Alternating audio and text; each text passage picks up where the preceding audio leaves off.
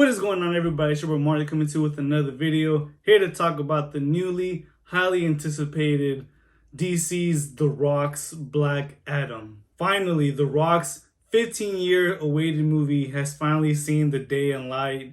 But was it really the savior we needed? For the most part, the story was mid. His son was killed, back when there were slaves, and now he's reborn, and now he's kind of seeking revenge, or at least trying to make the world a better place in his honor. I never once felt that he was being a bad guy, because throughout the story, he was like killing bad people, so people that deserve to be killed. He's awakened in the new era. He's brought back to life by a woman who is actually scavenging this tomb, who is after this demonic crown, and she has her brother and also two other people with her. But honestly, you can see from a mile away that one of the other two is gonna become like the bad guy, like the main villain. And like I said, to me, it was very predictable. As she grabs the crown, they are under attack. They are infiltrated by that same person. He was actually being like a spy for the crew that he's working in. And so they break in, but not before she reads like the crypt on the ground, and she says the words Shazam, and she's able to bring The Rock front and center. Now, this sequence we've actually seen in the trailers. The Rock goes ham on these guys. He like burns them, electrifies them just to their skull, and breaks them, disintegrates them. It also ends up leading to him coming outside and like fighting these airplanes, which I thought was like over excessive, because obviously there were a group of people who broke in, who infiltrated them grabbing the crown. But I thought it was way too fast on how they got backup and even choppers in the area. But I mean, we'll just roll with it. And so Black Adam basically destroys and almost has like a X-Men Days of Future Past Pietro scene, where everything kind of goes in slow motion, and then the Painted Black song plays in the background, and he's just going ham and killing these people. It's a pretty cool sequence, and it was like a Tony Stark Iron Man reference, where he like shows the missiles and he puts his arm out, and then boom, all of the explosion is just surrounding him in a cool shot. That's basically what happened. It's even in the trailers. So I thought it was alright. But before I get into the rest of the story, I just want to say, like, the intro, there's a narrator, and it's the kid that is actually the son to that mother that I was talking about. And even the scenes when he's in, I don't know, I didn't believe it. I didn't believe the narration, because it almost sounded as if he was reading from a script, which obviously I know you're supposed to be reading from a script, but usually narrations kind of, they sound believable. And yeah, with this kid's narration, it just seemed like he was just reading word for word, sentence for sentence, no space. Like, it just felt like he was reading out something. And then there were a few scenes too, and throughout the movie, but for sure mainly in the beginning, where there was just a bunch of ADR. Like, you could totally tell the kid was, saying something, but then obviously what's coming out of his mouth is not what his lips are saying. And I thought that was just horrible. From that point, I had like 3 moods throughout this movie. So to me, the beginning felt rushed. I kind of understand, because obviously it's a new character. They're introducing him, the origins, even of like when they were prisoners. But I felt like it moved too fast, even with the action. And then the middle part of the story, I felt was kind of where they should have stayed with. And then the ending, by the end, I was already kind of like falling asleep. What I loved about the middle is basically everything that we've seen in the trailers. So the JSA comes out, and obviously they're trying to reason with Black Adam and try to basically forcefully teach him that heroes don't kill. But Black Adam says he does. And honestly, throughout this whole movie, I mean, it's The Rock, so he's not going to look like a bad guy. But I know they had that power struggle within the JSA and Black Adam about heroes don't kill, but he does. Even though he killed, I still never got a sense that he was a bad person or even like an anti-hero, because like I said, those people that he was killing deserved to be killed. You know, they were keeping that place a prison, and even amongst the people, you know, they were also killing innocent lives.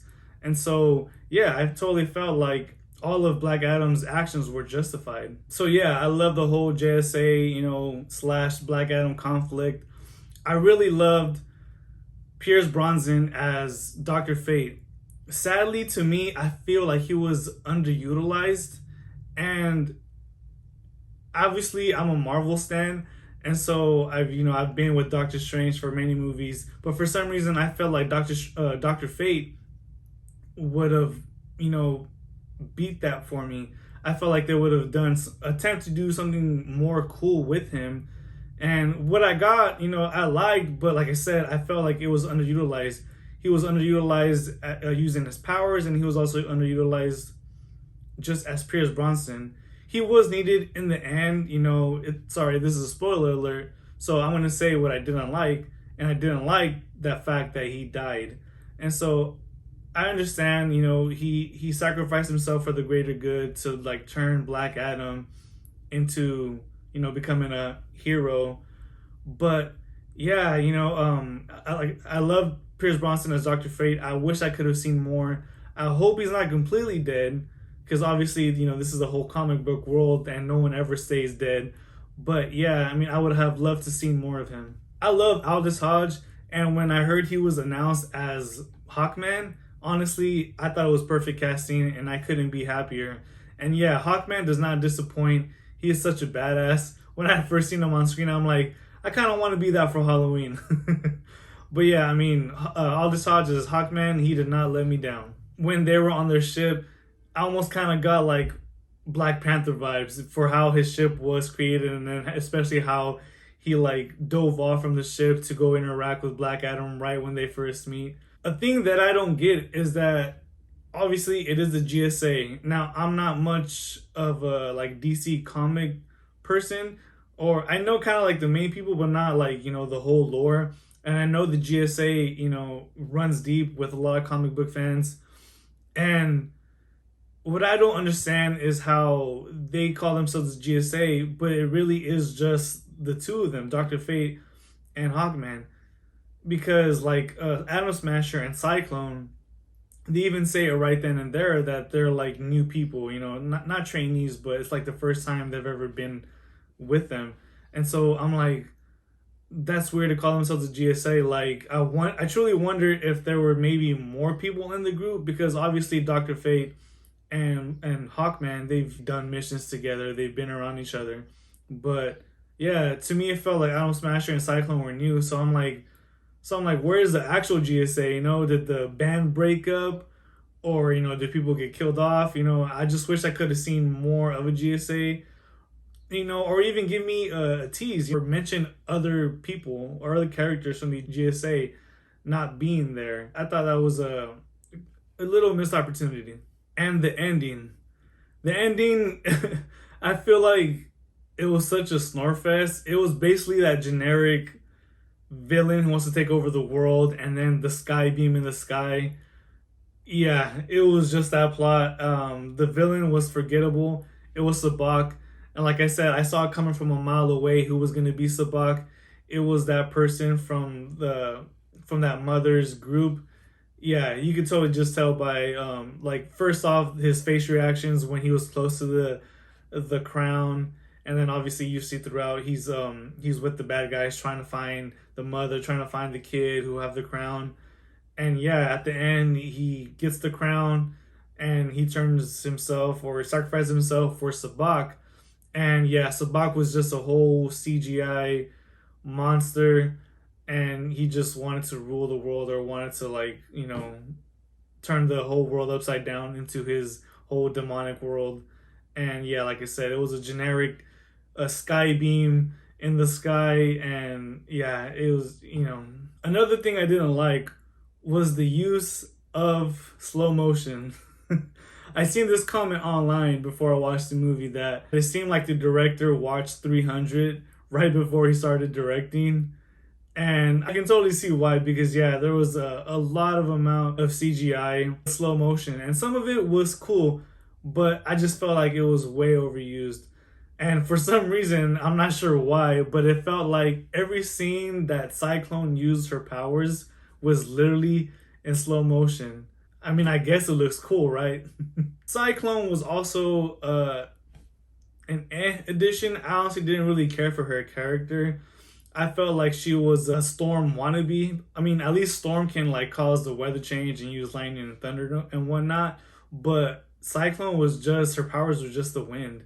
So I feel that her powers were ineffective. If y'all saw the movie and if you felt her powers were effective, to me, I'm like, that's the power of wind. I really don't think it should have been effective at all. Atom Smasher, he had a cool moment for sure. It's in the trailer, you know, where he lands and then he turns obviously big and then he's running behind Black Adam and then he smashes him down. He had a cool moment, but yeah, I mean, it's funny because I went to go see this movie with my dad, and my dad's a diehard DC fan, and he loves all these DC movies.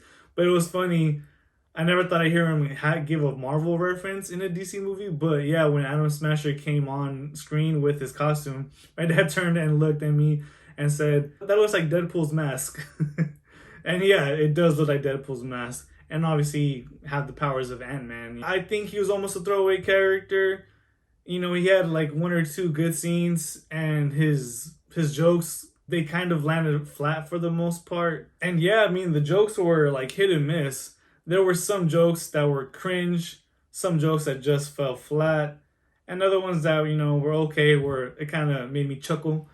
But I mean, yeah, the jokes were, you know, hit or miss. And last but not least, I didn't talk about the Man in Black himself, but I mean, The Rock as Black Adam, it was basically The Rock. Like, he didn't, you know, immerse himself in the role. We all know The Rock's personality and how outgoing he is, and honestly, he's literally cast in every role as himself. Really is. But in this one, obviously, he's trying to be a badass, so you can tell he's not being his outgoing self, which, you know, in a way made it cool because, yeah, like I said, it's obviously cool to see actors do something different. And so, was it neat? Yes, but did it still feel like The Rock and The Rock playing as himself? Yeah, it did. He definitely had some cool moments. I just didn't like that they did the whole Captain America Steve Rogers with the whole CGI head and a skinny little body. I mean, y'all will see why.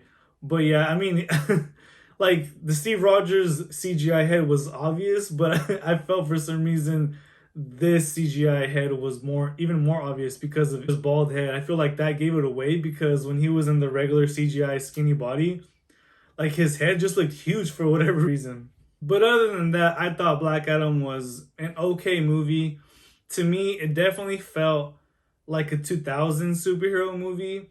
So I feel I would put it along like the Venom movies, because those movies also have that same type of feel. But this one, like I said, it's an okay movie. That's the thing about a film. You know, movies are subjective. So obviously something you like, I might not like, or I like, y'all might not like. But now it's time for the post-credit scene. Obviously, it's been teased to the end of time. The Rock has been posting teases and even a clip of people cheering. It was cool. I'm glad Superman is back. Henry Cavill is a great Superman. The movies he's been in have been, you know, crap. Man of Steel, it is such an underrated movie in my eyes. And even Zack Snyder's Justice League was a good film, and you know, I love to see Henry Cavill in that. And obviously, Superman had two appearances, I believe, where he was a shadow and his head was cut off in Peacemaker and Shazam. But now he's officially back. I kind of understand the cheers and claps that he's getting in theaters, the reactions that I've seen. But also I don't, because The Rock has been teasing this forever, right? And then even Henry Cavill and The Rock, they all have the same business manager, and that's The Rock's ex-wife. And so, like I said, I'm glad Henry Cavill is back. I mean, I'm obviously those fans are happy, and that's, you know, that's great, always great to see when something they love is, on screen, and that being such an icon as Superman. What I didn't like though is that Amanda Waller has ties with Superman, because obviously Amanda Waller is a bad person, right? And so she was like, "All right, well, I'm gonna call someone from out of this planet," and then boom, Superman is already like there. So it's like, what the hell? Like, how are they in cahoots with each other? Obviously Superman is Superman, symbol of good and justice, and Waller is the complete opposite of that. I mean, obviously, it's for the sake of having Superman in this movie and for the post-credit scene. But yeah, when I really thought about it, I'm like, how is this gonna work? Like, are they in cahoots with one another? I mean, I don't know, but Superman is back for everybody, y'all. Henry Cavill is back and here to stay. With all that being said, I'm gonna give this review, I say, a 6.5. It's an okay movie, I'm sure people will enjoy it. Like I said, it has that 2000s feel, but in reality, it's nothing we haven't seen in a superhero movie, in a Marvel movie slash DC movie. It felt like there was a bunch of good and bad things surrounding all those movies blended into one. And, it was fast paced, and there was a good pace in the middle with the whole GSA and Black Adam conflict, which I felt was the strongest point in the movie. And then at the end, a snore fest with a generic villain. But, what did you guys think about it? Those are my thoughts. Comment below and let me know. And thank you guys for tuning in. I appreciate each and every one of you. Thank you guys for watching. And I'll see you guys on the next one. Peace.